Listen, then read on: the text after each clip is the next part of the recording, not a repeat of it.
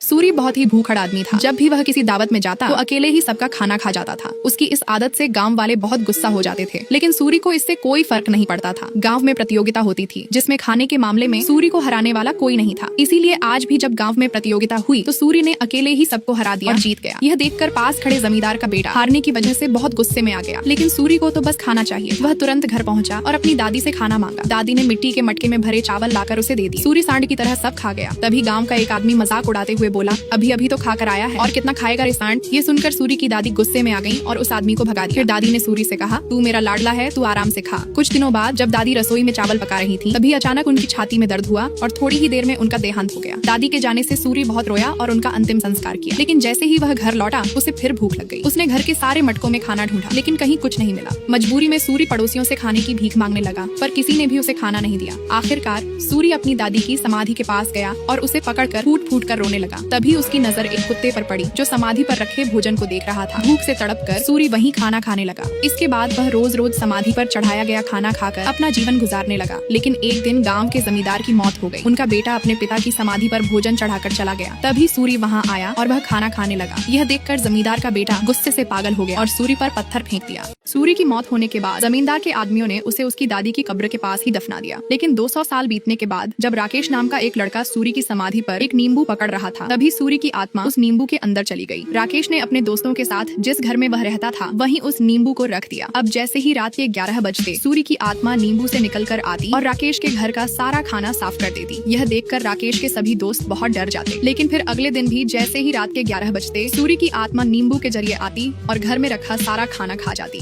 इसलिए आखिरकार एक दिन पांचों दोस्त मिलकर घर में एक सीसीटीवी कैमरा लगा देते हैं ताकि पता चले कि रोज रोज सारा खाना कौन खा रहा है। रात के 11 बजते ही अचानक सूरी की आत्मा राकेश के अंदर प्रवेश कर जाती। राकेश खुद जाकर सूरी की तरह सारा खाना खाने लगता। यह देखकर उसके चारों दोस्त बहुत गुस्सा हो जाते और राकेश को गालियां देने लगते। लेकिन तभी राकेश कहता है, हाँ मैं मानता हूँ कि आज खाना मैंने खाया है, लेकिन पिछले 2 दिन तो मैं घर पर ही था, तब खाना किसने खाया था। ये सुनकर पांचों दोस्त हैरान रह जाते। आखिरकार पांचों दोस्त एक बड़ी योजना बनाते हैं। अगले ही दिन रात को वे बिरयानी लाकर सबके सामने रख देते हैं। जैसे ही 11 बजते हैं अचानक वही नींबू एक डिब्बे से बाहर निकलता है और सीधे 5 दोस्तों में से रवि के शरीर में प्रवेश कर जाता है। रवि के अंदर सूरी की आत्मा जाते ही वह वहीं पर बिरयानी नीचे डालकर सूरी की तरह खाने लगता।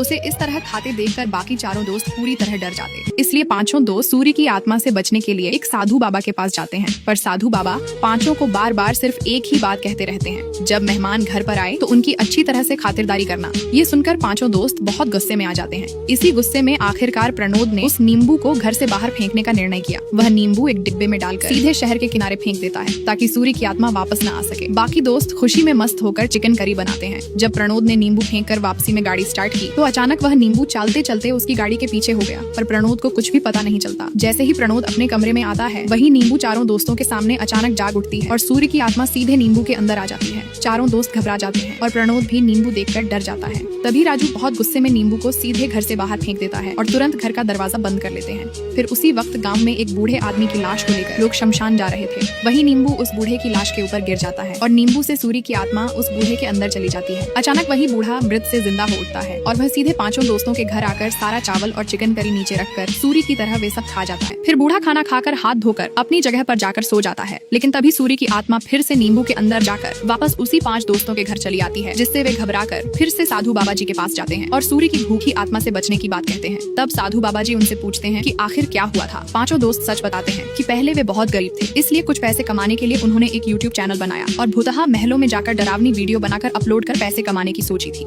एक दिन उन्होंने मिलकर एक खतरनाक भूतिया बंगले में जाकर वीडियो बनाने की योजना बनाई। योजना बन जाने पर वे अपने गांव में भूतिया बंगला ढूंढने के लिए गूगल पर सर्च करते हैं। तब गूगल उन्हें आंध्र प्रदेश के रुद्रम नामक गांव के जंगल में स्थित 200 साल पुराने एक बंगले का पता दिखाता है। गूगल यह भी बताता है कि करीब 200 साल पहले वहाँ एक आघोरी जंगल में मंत्र तंत्र कर रहा था, जिसे अचानक एक आदमी ने देख लिया था। वह आदमी आघोरी जैसा मंत्र तंत्र सीखना चाहता था, तो आघोरी ने उसकी इच्छा पूरी करते हुए उसे एक जादुई मंत्रों की किताब दे दी और कहा कि इस किताब का सही उपयोग करो वरना तेरी जान जा सकती है। लेकिन वह आदमी आघोरी की बात न मानकर लालच में आकर किताब का गलत उपयोग करता है, जिससे उसी समय उसकी मौत हो गई। नेक्स्ट पार्ट के लिए लाइक और कमेंट करें।